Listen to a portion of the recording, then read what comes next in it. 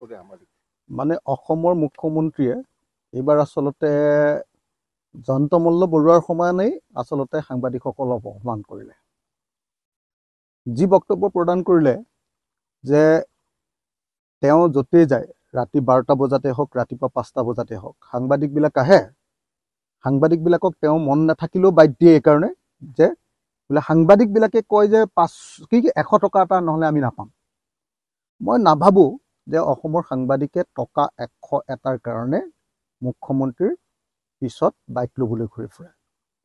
বৰং অসমৰ জাতীয় স্বাৰ্থৰ কাৰণে, অসমৰ জাতিৰ প্ৰশ্নবিলাক উত্থাপন কৰিবৰ কাৰণেহে অসমৰ সাংবাদিকসকলে আমাৰ মুখ্যমন্ত্ৰী, আমাৰ মন্ত্ৰী, আমাৰ জনপ্ৰতিনিধি, অন্যান্য সংগঠনবিলাকৰ কাৰ্যসূচীলৈ আহে বুলি মই ভাবোঁ।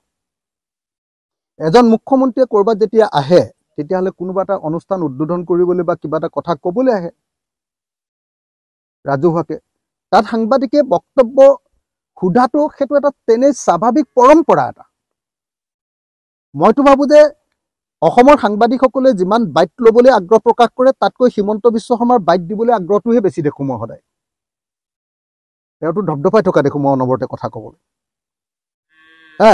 কিন্তু এতিয়া যেতিয়াই সংবাদ সেৱাৰ পৰা, সাংবাদিকসকলৰ পৰা, সংবাদ মাধ্যমৰ পিনৰ পৰা এই চৰকাৰখন আৰু তেওঁ সতীৰ্থ মন্ত্ৰীৰ প্ৰতি আক্ৰমণ বৃদ্ধি পাইছে, আক্ৰমণ বৃদ্ধি পোৱাৰ লগে লগে হিমন্ত বিশ্ব শৰ্মাই সকলো সাংবাদিককে 100 টকাৰ কাৰণে মুখ্যমন্ত্ৰীৰ পিছে পিছে ঘূৰি থকা বুলি অপমান কৰি দিলে।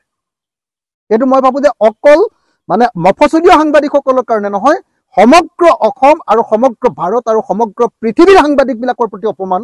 অসমৰ মুখ্যমন্ত্ৰীৰ এই বক্তব্য পৃথিৱীৰ সাংবাদিকসকলৰ প্ৰতি অপমান, যে টকা 100ৰ কাৰণে এজন ৰাজনীতিকৰ, এজন নেতাৰ, এজন মুখ্যমন্ত্ৰীৰ বাইক ল'বলৈ ঘূৰি ফুৰা বুলি কোৱা কথাটো সমস্ত সাংবাদিকসকলৰ প্ৰতি অপমান।